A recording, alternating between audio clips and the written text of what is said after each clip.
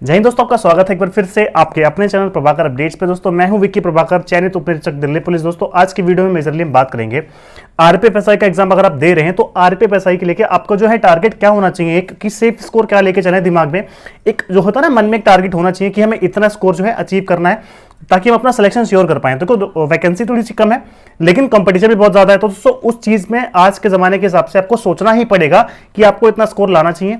तो हर चीज आपको समझा दूंगा, प्लस रिवीजन कैसे करना है और आपकी क्या स्ट्रेटजी होनी चाहिए आने वाले 50 दिनों में, और क्या आप कर सकते हो बेहतर अपना स्कोर बूस्ट करने के लिए। ठीक है, आपके छोटे छोटे टारगेट कैसे होने चाहिए आपको सारी चीज समझा दूंगा, बस वीडियो को पूरा देखना अच्छे से। और मैं एक चीज और बता दूंगा कि आपको जीएस वगैरह पे कैसे ध्यान देना है, ठीक है, क्योंकि जीएस में वेटेज ज्यादा है इसका, तो जीएस को लेकर स्पेशल ध्यान कैसे देना है आपको समझाऊंगा। बस वीडियो को पूरा देखना है, वीडियो को लाइक करना है, चैनल को सब्सक्राइब कर लो अगर पहली बार आया, क्योंकि दोस्तों मेरा सब इंस्पेक्टर दिल्ली पुलिस में चयन हुआ है और सीपीओ 2023 के माध्यम से। अब मेरी ट्रेनिंग अभी स्टार्ट नहीं हुई है, नवंबर में स्टार्ट है ट्रेनिंग, तो इसी वजह से मैं भी ट्रेनिंग पे गया नहीं हूं, तो आपको जो है वीडियो के माध्यम से आपको जो है गाइड करने का काम कर रहा हूं। ठीक है, और मैंने 7 से ज्यादा गवर्नमेंट एग्जाम्स निकाले हुए हैं पहले, वो भी सेल्फ स्टडी से बिना किसी कोचिंग के। तो मेरा काम आपको गाइड करने का, तो बस आपका क्या काम है, आपका काम मेरे को सपोर्ट करने का। ठीक है, तो वीडियो को पूरा देखना है, चैनल को सब्सक्राइब करना, वीडियो को लाइक कर देना और वीडियो को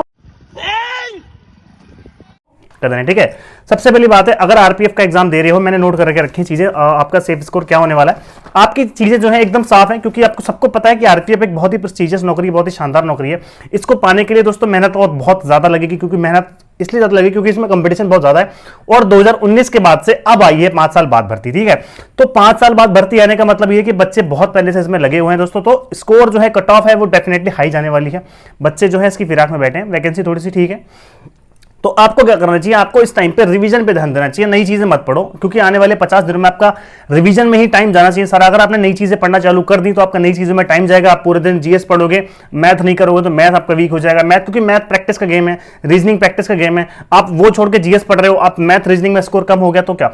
तो सारी चीजें बैलेंस करके चलनी है आपको, मैं समझा देता हूं सारी चीजें। देखो सबसे पहली बात है, एक सेफ स्कोर, एक सेफ टारगेट स्कोर की बात कर लेते हैं, जो आपके दिमाग में होना ही चाहिए, चाहे आप मॉक टेस्ट लगा रहे हो, चाहे आप कुछ भी लगा रहे हो, मॉक टेस्ट कहीं से भी लगा रहे हो, लेकिन आपको एक सेफ टारगेट स्कोर होना चाहिए आपके दिमाग में। आने वाले 50 दिन में वो टारगेट आपको अचीव करना। देखो सबसे पहली बात है, अगर आप लड़के हो, यूआर कैटेगरी के हो, तो आपको 100 प्लस स्कोर करना चाहिए डेफिनेटली, अदरवाइज कोई भी जो है बहुत रिस्क पड़ जाएगा। अगर ईडब्ल्यूएस कैटेगरी को तो 90 से 95, ओबीसी 95 से 100, एससी 85 से 90 और एसटी 80 से 85। दोस्तों मैं इतनी हाई फाई क्यों बता रहा हूं, ये टारगेट स्कोर है, एक्चुअल कट ऑफ का मुझे कोई भी अंदाजा नहीं है जब तक पेपर ना हो जाए। तो ये टारगेट एटलीस्ट आपका मॉक टेस्ट में, आपके आने वाले जितने भी टेस्ट लगाओगे आप, या कोई भी कहीं भी प्रैक्टिस करते हो, उन मॉक टेस्ट में आपका ये टारगेट स्कोर होना चाहिए कि इतना मुझे स्कोर करना है। ठीक है, फीमेल हो, फीमेल में दोस्तों 95 यूआर कैटेगरी, 90 है ईडब्ल्यूएस, 90 to 95 मतलब 90 से 95 ओबीसी कैटेगरी, और 80 प्लस एसटी और एससी, और 75 से 80 जो है एसटी कैटेगरी की लड़की जो है स्कोर करनी चाहिए। अगर टारगेट स्कोर है ये, ठीक है, ये टारगेट आपका होना चाहिए एटलीस्ट इस एग्जाम को क्वालिफाई करने के लिए, जितना मुझे दिख रहा है। इससे कम का स्कोर अगर सोच के बैठे हो दिमाग में, तो दिमाग में सोच से निकाल दो, क्योंकि भाई कंपटीशन बहुत ज्यादा है। आप ये बोलेंगे भैया आपने बहुत हाई फाई बता दिया, हाई फाई नहीं, ये टारगेट है आपका, 50 दिन के बाद ऐसा करो आप, मुझे नहीं, आज का नहीं बता रहा हूं मैं, ये आज स्कोर कर दो इतना नहीं, आप 50 दिन के बाद इतना टारगेट कर पाओ। वो टारगेट अचीव कैसे करना है, क्या स्ट्रेटजी होनी चाहिए दोस्तों, मैंने खुद से प्रिपेयर करा है, एक रेगुलर यूपी पुलिस कांस्टेबल की जॉब पे रहते हुए मैंने चीजें करी हैं। मेरे पास ना बहुत स्मार्ट स्टडी की चीजें थी, और स्मार्ट स्टडी से मैं अप्रोच करता था किसी भी एग्जाम को, तो एक स्मार्ट अप्रोच होती है हर पेपर को क्रैक करने की। दोस्तों मैंने यूपी पीसीएल ईए और एसएससी सीजीएल 2022 और एसएससी सीपीओ 2023 ये तीनों एग्जाम्स ना एक साथ निकाले। क्यों, एक स्मार्ट अप्रोच थी मेरे पास, मैंने तीनों एग्जाम की अलग अलग तैयारी नहीं करी, मैंने एक एग्जाम की तैयारी करी थी, वो है एसएससी सीपीओ। उस एसएससी सीपीओ में मेरा क्या हुआ, मैथ कवर हो गई, रीजनिंग कवर होगी, जीएस कवर होगी, उसी में मेरा सीजीएल हो गया, उसी में मेरा यूपी पीसीएल हो गया। ऐसे ही आपको सब्जेक्ट वाइज कवर करना, कि आपको एक मैथ का स्टैंडर्ड होना चाहिए आपका, ये नहीं कि मैथ आप आरपीएफएसआई मैथ अलग से पढ़ रहे हो या आरपीएफएसआई जीएस अलग से पढ़ रहे हो, ऐसा नहीं है। आपको जीएस पढ़नी, तो आप अगर बेहतरीन जीएस पढ़नी है तो आपको एक एक टॉपिक जीएस पढ़ने का तरीका यही होना चाहिए। आपको जीएस में आप सिलेबस सर्च करो, सिलेबस में आपको हिस्ट्री अलग सर्च करो, पॉलिटी अलग सर्च करो, ज्योग्राफी अलग सर्च करो, जो मिले पढ़ने को उसके शॉर्ट नोट्स बना लो। मतलब जो है, जो आपको याद ना हो रहा, जो आपको याद हो रहा है वो रिवाइज हो जाएगा, जो नहीं आ रहा है उसका शॉर्ट नोट्स बना लो। ये तरीका जीएस पढ़ने का होना चाहिए। अगर आप पूरा वो सोचोगे, अरे मतलब देख देख के डरोगे बार बार चीजें, तो दोस्तों ऐसे कवर नहीं हो पाएगा। ठीक है, सेफ स्कोर बता दिया मैंने, अब आपको क्या है स्ट्रैटेजी, क्या है रिवीजन की जो मेरी होती थी।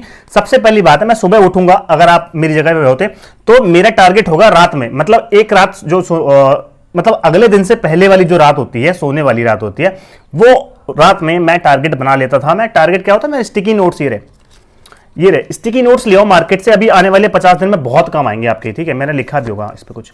ठीक है, तो ये स्टिकी नोट्स लेके आओ मार्केट से और आपको हर रात अगले दिन का टारगेट बनाना है।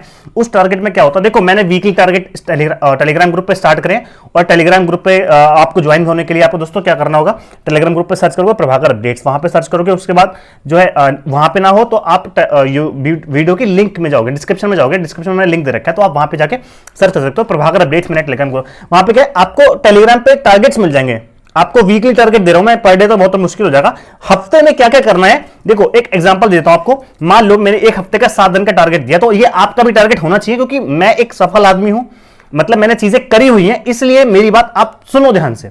मैं बोल रहा हूं जब मेरे पे फायदा हुआ इस चीज का, आप पे भी होगा। तो आपको क्या करना है, स्टिकी नोट्स लेके आने हैं, इस पे लिखना है एक रात पहले। आपको लिखना है एक हफ्ते का टारगेट बना लो, चाहो तो डेली का बना लो। मैं एक हफ्ते का सजेस्ट करूंगा, क्योंकि आरपीएफ थोड़ा सा ब्रॉड एग्जाम है, ठीक है।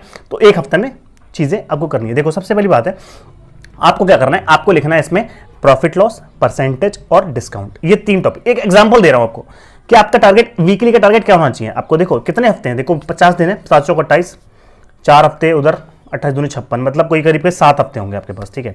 7 हफ्ते होंगे आपके पास, 7 7 49, हाँ 7 हफ्ते हैं आपके पास। 7 हफ्तों में क्या है, आपके पास 7 या 21 टॉपिक हो जाएंगे। आप मतलब 21 टॉपिक का मतलब आप मैथ की रिवीजन 2 बार हो सकती है। तो आपको क्या करना है, मैथ में प्रॉफिट लॉस, परसेंटेज, डिस्काउंट, ये 3 टॉपिक। उसके बाद रीजनिंग में ब्लड रिलेशन हो गया, एनालॉजी होगी, कोडिंग डिकोडिंग होगी, ये 3 टॉपिक उधर, मतलब 3 टॉपिक अलग उठा लो। जीएस में हिस्ट्री कंप्लीट करनी, मतलब ये नहीं जीएस में 2 टॉपिक नहीं उठाने, जीएस में प्रॉपर तरीके से अच्छे तरीके से, जैसे हिस्ट्री उठा ली, पूरे हफ्ते में हिस्ट्री पढ़नी है, लेकिन ऐसे पढ़नी है शानदार तरीके से। हिस्ट्री के साथ साथ आपको करंट अफेयर्स करने, करंट अफेयर्स में कोई 3 टॉपिक उठा लो, अपॉइंटमेंट हो गए और सबमिट हो गए, एक्सरसाइज मिलिट्री एक्सरसाइज हो गई, ये 3 टॉपिक हो गए। ऐसे करके आपको जो है टारगेट बनाने डेली हफ्ते के। आप उन टारगेट्स को ऐसे फॉलो करना है जैसे आपका वो एग्जाम है, इतनी जान लगा के पूरी फॉलो कर देनी उस चीज को। ये आपको डिसिप्लिन बनाने का जो है शक्ति देगा।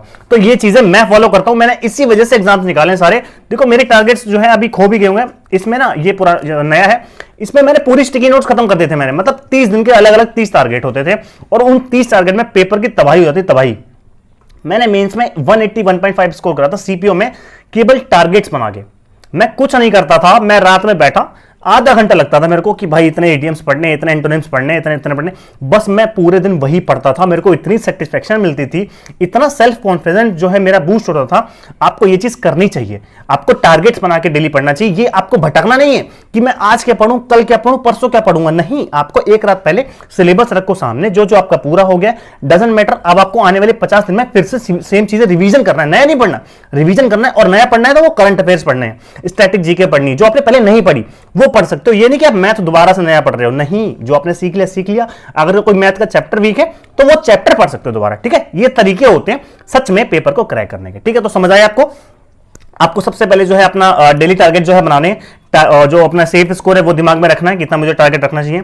उसके अलावा डेली टारगेट बनाने, जीएस की स्ट्रेटजी अलग होनी चाहिए आपकी, टॉपिक वाइज स्ट्रेटजी होनी चाहिए आपकी। हर टॉपिक को आप ऐसे सर्च करोगे, मॉडर्न हिस्ट्री सर्च कर सकते हो, एंशियंट हिस्ट्री सर्च कर सकते हो, ऐसे ऐसे करके आप टॉपिक वाइज सर्च करनी है। उसके बाद पर डे आपको 7 से 8 से 9 से 10 घंटे, मतलब 8 से 10 घंटे मैं एवरेज मान रहा हूं, 8 से 10 घंटे आपको देने पड़ेंगे अगर आपको सच में आरपीएफ एसआई बनना है, या फिर पेपर देके एहसान दिखाना है अपने ऊपर कि मैंने पेपर दिया आरपीएफ एसआई का, तो भाई कोई दिक्कत नहीं, सिर्फ सिलेक्शन चाहिए, वो कम से कम 8 से 10 घंटे पेपर को देगा, अदरवाइज नहीं हो पाएगा भैया, बहुत मुश्किल है, क्योंकि आरपीएफ एसआई वैकेंसी बहुत कम है, ऑल इंडिया कंपटीशन है, बहुत दिक्कत हो जाएगा, ठीक है, समझे।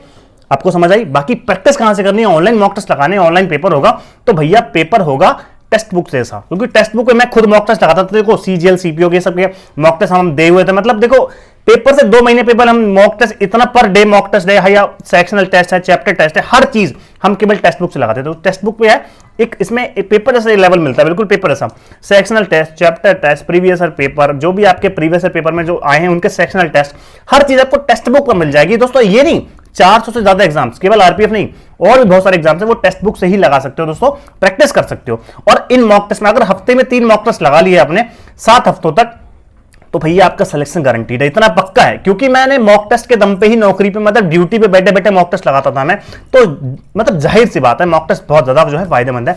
तो PU10 का इस्तेमाल करें ना, आपको जो है डिस्काउंट भी मिलेगा। तो पास प्रो खरीद सकते हो, उनका बहुत बड़ी सेल आने वाली है इनकी, और अभी आएगी भी, या दिवाली पे या अभी जो चल रही है उसी में ले सकते हो। इतने में किताब ही आती है ना, तो आराम से लो और प्रैक्टिस चालू कर दो टेक्स्ट बुक से, क्योंकि मेरे ख्याल से टेक्स्ट बुक का नाम सबने सुना ही होगा, ठीक है। इसलिए मैं इस पर खुद जो है रिलाई करता हूं, विश्वास करता हूं, इसलिए आपको भी सजेस्ट कर रहा हूं, जिसको नहीं पता है उनके लिए खासकर, ठीक है। तो वीडियो इतनी थी, सेफ स्कोर मैंने बता दिया, स्ट्रैटेजी क्या होनी चाहिए, टॉपिक वाइज होनी चाहिए, और रात में बैठना है, टारगेट बनाना है, छोटे छोटे टारगेट बनाने हैं। और चीजें लिमिटेड रखनी है, ये नहीं सिलेक्टिव सोर्स रखने हैं। आप इधर पढ़ रहे हो, अरे वो सर जी बहुत बढ़िया पढ़ाते हैं, अरे वो सर जी बहुत बढ़िया पढ़ाते हैं, ऐसे ड्रामा नहीं करना। आपको फोकस रखना है चीजों पर, ताकि आपकी चीजें कंट्रोल में रहें। आउट ऑफ कंट्रोल हुई तो आप जो है भटक जाओगे, ठीक है। तो आपको मैंने समझा दी सारी चीजें, आपको मैंने सारी चीजें बता भी दी। एक सेफ स्कोर क्या होना चाहिए, ठीक है, टारगेट क्या होने चाहिए, और आपको प्रैक्टिस कहां से करनी है, टेक्स्ट बुक से करनी है। डेली 3 मॉक लगाने हैं, सेक्शनल लगाने हैं कि आपका मैथ में कोई सेक्शन वीक है, चैप्टर कोई वीक है तो चैप्टर का टेस्ट लगा लो, प्रीवियस ईयर पेपर लगाने, प्रीवियस ईयर पेपर लगा लो, कुछ भी है आपको सब कुछ A to Z आपको टेक्स्ट बुक पर मिल जाएगी, ठीक है। कुछ भी कहीं से बुक लेने की जरूरत नहीं पड़ेगी, ठीक है।